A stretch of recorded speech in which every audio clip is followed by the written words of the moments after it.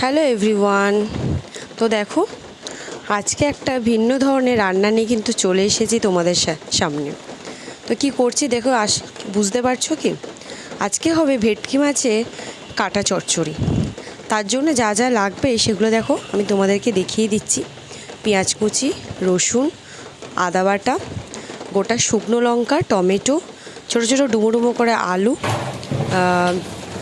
তারপরে দেখো শিলে আমরা কাঁচা লঙ্কাটা বেটে নিচ্ছি।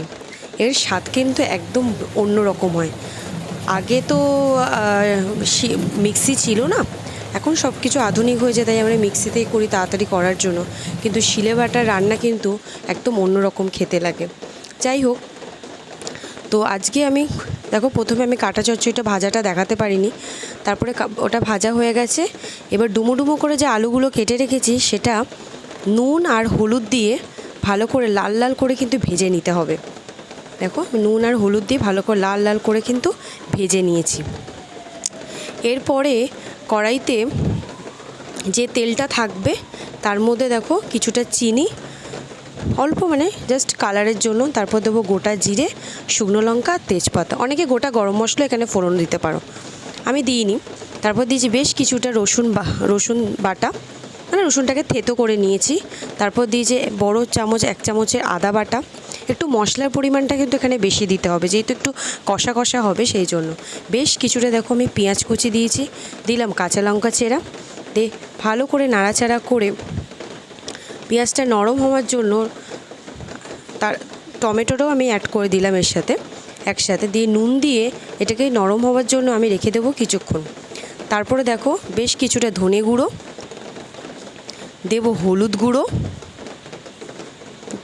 আন্দাজ মতন, এগুলো যে যা আন্দাজ মতন তোমরা এটা দেবো হচ্ছে ওই লঙ্কা বাটাটা, যেটা শিলে বেটেছি, যেটা এটার স্পেশালিটি, যেটা শিলে বেটেছি। এটা সচরাচর এখন আর আমরা করতে পারি না।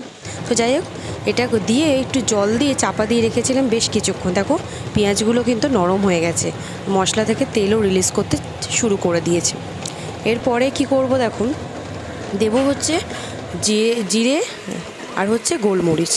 এটা দিয়ে আবারও দেখো ভালো করে এটাকে কষিয়ে নিতে হবে। যত বেশি ভালো কষাবে তত এটার টেস্টটাও কিন্তু ভালো হবে। এটা কে কে খেতে ভালোবাসে কমেন্টে কিন্তু আমাকে জানাতে হবে। তারপর দেখো লাল লাল করে ভেজে রাখা আলুগুলো এর মধ্যে আমি অ্যাড করে দিয়েছি। দিয়ে আবারও বেশ কিছুক্ষণ এটা কষাতে হবে। কষাতে যখন তেলটা ছাড়তে শুরু করবে, তারপরে দেখো আমি যে ভেজে রাখা যে কাটাগুলো রেখেছি ভেটকি মাছের, সেই কাটাগুলো কিন্তু এর মধ্যে অ্যাড করে দিতে হবে। দিয়ে আবারও আমি এটা ভালো করে নাড়াচাড়া করব। এর সাথে ভালো করে আলুর সাথে আর কাটার সাথে এটাকে ভালো করে কিন্তু মিক্সড করে নিতে হবে। দেখো আমার মেশানো হয়ে গেছে। এবার দেবো বেশ কিছুটা জলটা একটু এমনভাবে দেবে যাতে আলু আর কাটাগুলো একটু ভালো করে যেন সিদ্ধ হয়ে যায়, সেইভাবে জলটা দিতে হবে। কিন্তু এটা কিন্তু মাখামাখাই হবে, বেশি কিন্তু ঝোল হবে না, একদম মানে মাখা যেটা ভাতের সাথে খাওয়া যায়।